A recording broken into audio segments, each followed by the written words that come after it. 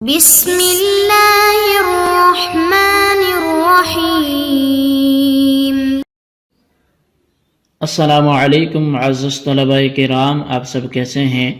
آج ہم نور الانوار کے سبق نمبر 243 کو پڑھیں گے۔ آج کے ہمارے سبق کا عنوان ہے ایک اعتراض اور اس کا جواب۔ آج در حقیقت ہماری سابقہ اعتراض پر اعتراض ہے جو احناف کی جانب سے شعبے پر ہوا کہ آپ مجاز کو ضرورتاً کیسے ثابت مان سکتے ہیں، کیونکہ قرآن کریم میں یہ بکثرت واقع اور اللہ تعالیٰ ضرورت سے پاک ہے۔ تو اسی بات پر اعتراض گویا کہ ہم پر ہوتا ہے، وہ کیا ہے اس کو عبارت ترجمہ کرنے کے بعد ہم سمجھنے کی کوشش کرتے ہیں۔ آئیے سب سے پہلے آج کے سبق کی عبارت پڑھ کے اس کا ترجمہ کرتے ہیں، اس کے بعد اس کی وضاحت کی طرف بڑھتے ہیں۔ مصنف علیہ رحمہ لکھتے ہیں: لا يقال ان المقتضى واقع في القرآن كثيرا مع انه ضروری بالاتفاق بیننا وبینکم۔ فرمایا کہ یہ اعتراض نہ کیا جائے کہ قرآن پاک میں مقتضی بکثرت واقع ہے، باوجود اس کے کہ وہ ہمارے اور تمہارے نزدیک بالاتفاق ضروری ہے۔ یہ اعتراض کیوں نہ کیا جائے؟ لأننا نقول انه من اقسام الاستدلال، اس لیے کہ ہم کہیں گے کہ بے شک جو مقتضی ہے یہ استدلال کی اقسام میں سے ہے۔ فالضرورة ثمه ترجع الى المستدل لا الى المتکلم، تو پس جب یہ استدلال کی اقسام میں سے ہے تو ضرورت وہاں پر مستدل کی طرف لوٹے گی نہ کہ متکلم کی طرف۔ والمجاز من اقسام اللفظ، جبکہ مجاز لفظ کی اقسام میں سے ہے۔ فلو کان ضروریا لکانت الضرورۃ راجعۃ الی المتکلم، تو پس اگر یہ ضروری ہوگا تو ضرورت یہاں پر متکلم کی طرف لوٹے گی۔ مجاز اگر ضروری ہو تو پھر ضرورت متکلم کی طرف لوٹے گی۔ والمتکلم هو اللہ تعالی منزہ عنہا، اور متکلم وہ اللہ تبارک و تعالی کی ذات ہے جو اس ضرورت سے پاک ہے۔ ہکذا قالوا، علماء نے ایسے ہی بیان فرمایا ہے۔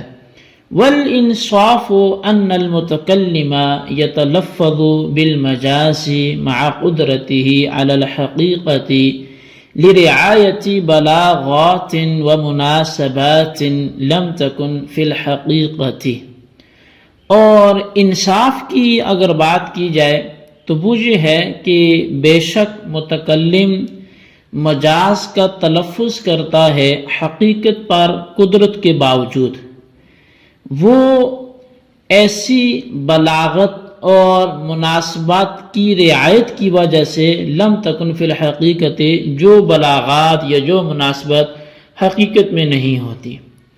ولیکنہ ضروری بحسب السامع، لیکن مجاز جو ضروری ہے تو یہ سامع کے حساب سے ہے، سامع کے اعتبار سے ہے۔ بمعنى ان السامع لا بد له ان يصرف اولا الى الحقیقة، اس معنی میں کہ بے شک سامع کے لیے ضروری ہے کہ وہ حقیقت کی طرف اولا پھرے، یعنی سامع کے لیے ضروری ہے کہ اولا وہ حقیقت کی طرف پھیرے۔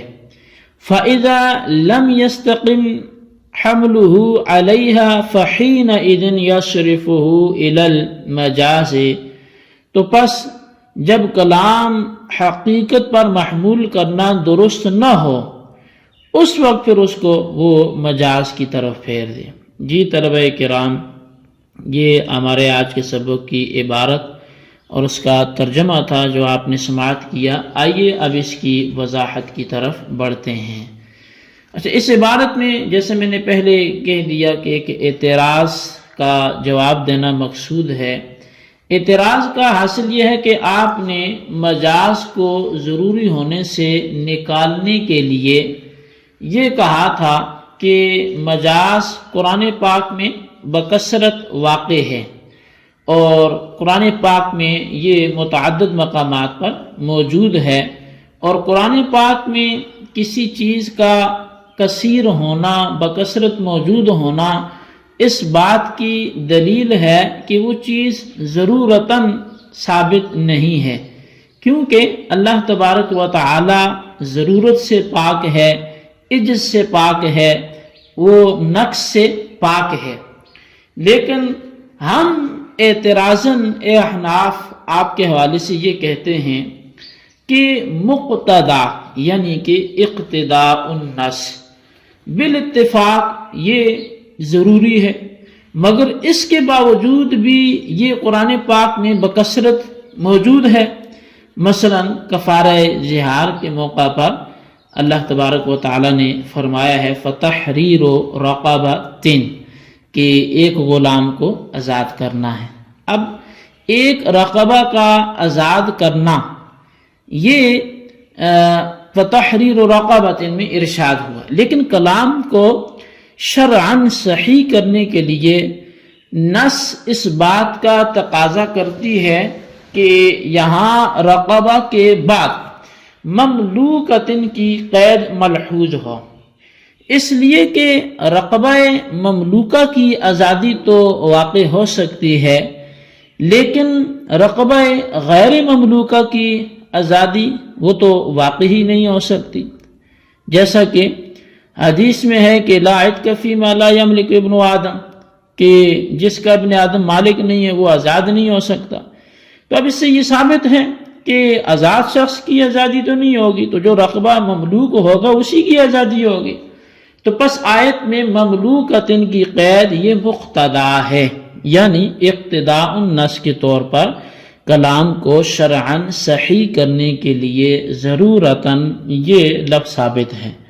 بہرحال مقتدا ضرورتاً ثابت ہوتا ہے اور قرآن پاک میں موجود ہے، بس اسی طرح مجاز بھی ضرورتاً ثابت ہوگا، اور وہ ضرورتاً ثابت ہونے کے باوجود قرآن پاک میں موجود ہوگا، جیسے مقتدا کے ضرورتاً ثابت ہونے کے باوجود قرآن پاک میں موجود ہونے کے باوجود اللہ تبارک و تعالیٰ کا عجز لازم نہیں آتا، تو ایسے ہی پھر مقتدا کی صورت میں بھی لازم مجاز کی صورت میں بھی نہیں آئے گا۔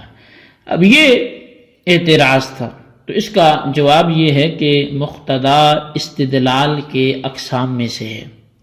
جو مقتدا ہے وہ استدلال کی اقسام میں سے ہے، لہذا مقتدا کی ضرورت مستدل یعنی استدلال کرنے والے کی طرف لوٹے گی، اور متکلم کی طرف اس کی ضرورت نہیں لوٹے گی۔ اور جو مستدل ہے یعنی بندہ ہے اور متکلم ہے، تو وہ مستدل تو بندہ ہے لیکن جو متکلم ہے وہ اللہ تعالیٰ کی ذات ہے، لہٰذا مقتدا جو ضرورتاً ثابت ہے اس کی جو احتیاجگی ہے وہ بندے کو ہوگی، نہ کہ اللہ کو، چونکہ مستدل بندہ ہے۔ اور جب مقتدا کی احتیاجگی بندے کو ہے اور اللہ تعالیٰ کو اس کی کوئی حاجت نہیں ہے، تو قرآن پاک میں مقتدا کے واقع ہونے کے باوجود اللہ تعالیٰ کی تنزیہ اور اس کی تقدیس ہرگز متاثر نہیں ہوگی، کیونکہ بندہ عاجز ہو رہا ہے، اللہ تبارک و تعالیٰ تو عاجز نہیں ہو رہا، بلکہ اللہ تعالیٰ کا ضرورت سے منزہ اور پاک ہونا بہر صورت وہ ثابت رہے گا اگر مقتدا قرآن پاک میں آتا بھی ہے۔ اور جب ایسا ہے تو پھر مقتدا کے قرآن پاک میں مذکور ہونے کو لے کر اعتراض کرنا بھی درست نہیں ہوگا۔